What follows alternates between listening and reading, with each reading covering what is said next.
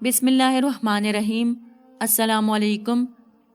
آج سے 1400 سال پہلے ریاست کی ضیاء پاش کرنیں مدینہ منورہ کے افق پر نمودار ہوئیں۔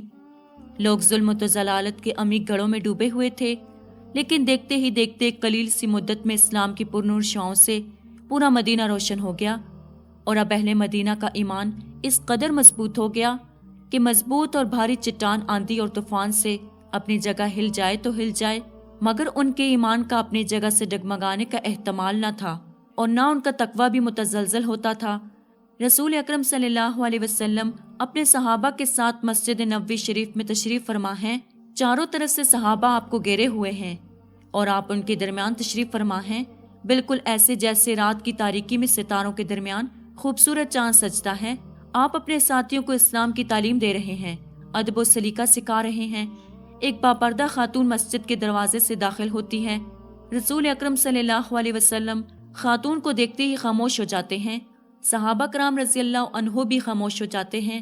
خاتون چھوٹے چھوٹے قدموں سے آگے بڑھتے ہوئے اور شرم و حیا کے پیکر بنے ہوئے رسول اکرم صلی اللہ علیہ وسلم کے پاس پہنچتی ہے اور آپ کے سامنے کھڑی ہو کر عرض کرتی ہے، اے اللہ کے رسول صلی اللہ علیہ وسلم، مجھ سے زنا سرزد ہو گیا ہے، آپ مجھے پاک کر دیں۔ خوف الہی سے معمور اس خاتون کے اقرار جرم کو سن کر رسول اکرم صلی اللہ علیہ وسلم نے کیا طرز عمل اپنایا؟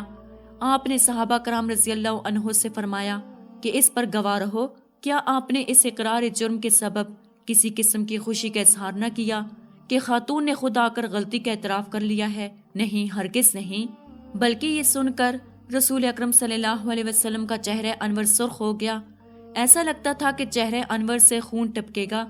پھر آپ صلی اللہ علیہ وسلم نے اپنا چہرہ داہنی طرف پھیر لیا اور خاموش ہو گئے، جیسے آپ نے کوئی بات سنی ہی نہ ہو۔ رسول اکرم صلی اللہ علیہ وسلم نے اس خاتون کے ساتھ کیا طرز عمل اختیار کیا؟ رسول اکرم صلی اللہ علیہ وسلم نے یہ کوشش فرمائی کہ خاتون اپنی بات سے رجوع کر لے، کیونکہ آپ نے صرف اس کے ایک بار کے اعتراف کی بنیاد پر اسے سزا کے مستحق نہیں سمجھا۔ اس کا ایک بار کا اعتراف ایک شہادت کے مترادف تھا، جبکہ حد زنا کے قیام کے لیے کم از کم 4 شہادت کی ضرورت ہوتی ہے۔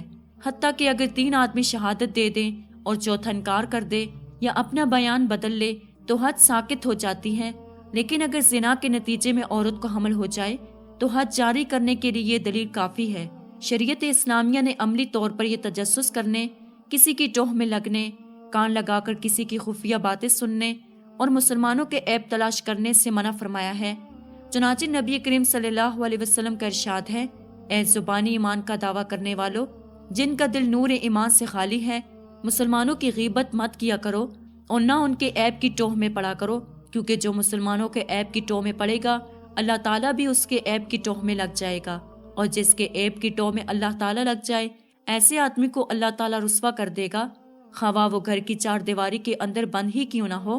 اور نبی کریم صلی اللہ علیہ وسلم نے حضرت معاویہ بن ابو سفیان بیان کو نصیحت کرتے ہوئے ارشاد فرمایا تھا، اگر تم لوگوں کے عیب کی ٹوہ میں لگو گے تو انہیں خراب کر دو گے یا خرابی کے قریب کر دو گے، کیونکہ جب ان کے عیب ظاہر ہو جائیں گے تو وہ کھلم کھلا برائی کریں گے۔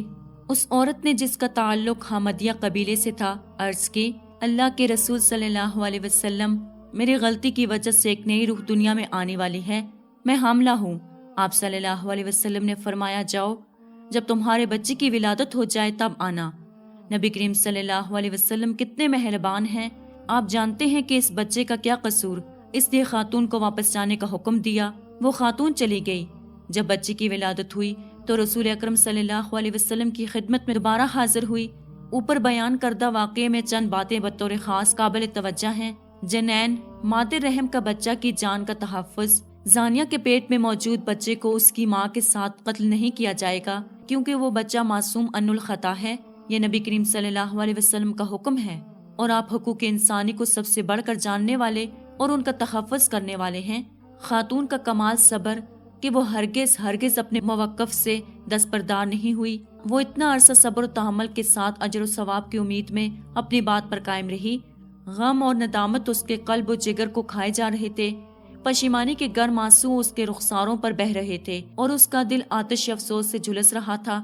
اس کی صرف ایک خواہش تھی کہ کسی طرح سے گناہ سے پاک ہو جائے اور جنت کی مستحق بن سکے۔ ارشاد باری تعالیٰ ہے، اور جب ان اہل جنت سے کوئی ناشائستہ کام ہو جائے یا کوئی گناہ کر بیٹھیں تو فوراً اللہ کا ذکر اور اپنے گناہوں پر استغفار کرتے ہیں۔ اللہ تعالیٰ کے سوا کون ہے جو گناہوں کو بخش دے، اور وہ لوگ باوجود علم کے کسی برے کام پر اڑ نہیں جاتے۔ مومنین کہتے ہیں اے پروردگار ہمارے گناہ معاف فرما دے اور اپنی عظیم الشان عنایات سے ہمیں مزید نواز سے، ہمیں سزا مت دے، کیونکہ ہمارے گناہوں کی کلکل و اضطراب نے ہماری رات کی نیند اڑا کر پہلے ہی ہمیں سزا سے دوچار کر دیا ہے۔ وہ خاتون 9 ماہ تک بچے کا بوجھ اٹھائے رہی۔ جو ہی ولادت کے بعد وہ چلنے کی قابل ہوئی، پہلی فرصت میں اپنے بچے کو کپڑے کے ایک ٹکڑے میں لپیٹے دنیا کے سب سے بڑے امام اور قاضی کی خدمت میں حاضر ہوئی، اور جو اقرار پہلے کر چکی تھی اس میں تھوڑا سا بھی رد و بدل نہیں کیا، بلکہ اسی پر برقرار رہی۔ علاوہ ازیں رسول اکرم صلی اللہ علیہ وسلم نے اسے بلانے کے لیے کسی کو بھیجا، نہ کوئی فوجی دستہ ارسال کیا جو اس خاتون کو اس کے گھر سے گھسیٹ کر دوبارہ نبوی میں حاضر کرتا، بلکہ رسول اکرم صلی اللہ علیہ وسلم نے اسے چھوڑ رکھا تھا، جو خود ہی اپنے نوزائیدہ بچے کو اٹھائے ہوئے آپ کی خدمت میں حاضر ہوئی اور عرض کیا، اے اللہ کے رسول صلی اللہ علیہ وسلم مجھے زنا کے گناہ سے پاک کر دیجئے۔ رسول اکرم صلی اللہ علیہ وسلم نے اس خاتون کے بچے کی طرف دیکھا۔ آپ کا دل اس معصوم بچے کو دیکھ کر رنج و غم سے تڑپ اٹھا، کیونکہ آپ نہ صرف انسانیت کے لیے سراپا رحمت تھے بلکہ چرند و پرند پر بھی رحیم تھے۔ یہی نہیں بلکہ اہل علم کے قول کے مطابق کافروں کے لیے بھی آپ سراپا رحمت تھے کہ آپ انہیں عذاب الہی سے بچانے کے لیے تشریف لائے، جیسا کہ اللہ تعالیٰ کا ارشاد ہے، ہم نے آپ کو تمام جہانوں کے لیے رحمت ہی بنا کر بھیجا ہے۔ رسول اکرم صلی اللہ علیہ وسلم کو یہ فکر دامن گیر تھی کہ جب اس خاتون کو سنسار کر دیا جائے گا تو پھر اس کے بعد اس معصوم بچے کو دودھ کون پلائے گا؟ جب یہ خاتون دنیا سے رخصت کر دی جائے گی تو اس معصوم کی ذمہ داریاں کون سنبھالے گا؟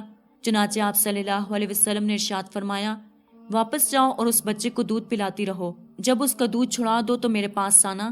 وہ خاتون اپنے بچے کو گود میں اٹھائے اپنے گھر واپس چلی گئی اور اسے دودھ پلاتی رہی۔ اس دوران اس کے ایمان کا عالم یہ تھا کہ روز بروز اس میں اضافہ ہی ہوتا چلا جا رہا تھا۔ اس کے دل میں ایمان مضبوط پہاڑ کی طرح مستحق ہو چکا تھا۔ وہ شوق دیوار الہی میں سرشار تھی اور روز بروز اپنے پروردگار کے قریب ہوتی جا رہی تھی۔ وہ اس جنت کی جستجو میں طاعت و بندگی کا مجسمہ بن چکی تھی جو متقین کے لیے تیار کی گئی ہے اور جس کے دروازے خالص توبہ کرنے والوں کے لیے ہمیشہ کھلے رہتے ہیں۔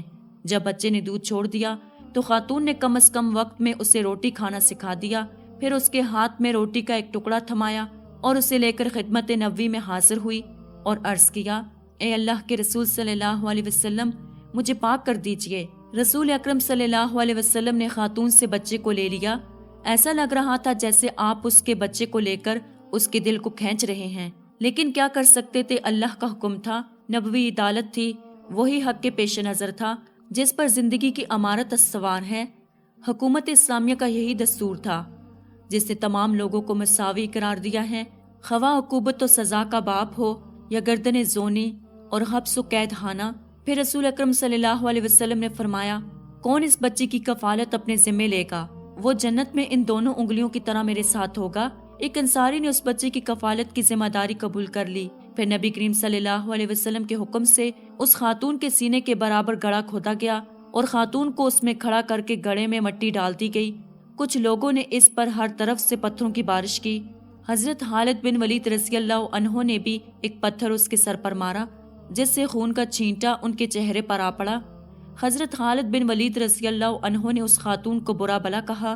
جب رسول اکرم صلی اللہ علیہ وسلم نے ان کی بات سنی تو فوراً بولے، چپ رہو اے خالد، قسم ہے اس ذات کی جس کے ہاتھ میں میری جان ہے، اس خاتون نے ایسی توبہ کی ہے کہ اگر ناجائز ٹیکس وصول کرنے والا بھی ایسی توبہ کرتا تو اس کی بھی مغفرت ہو جاتی۔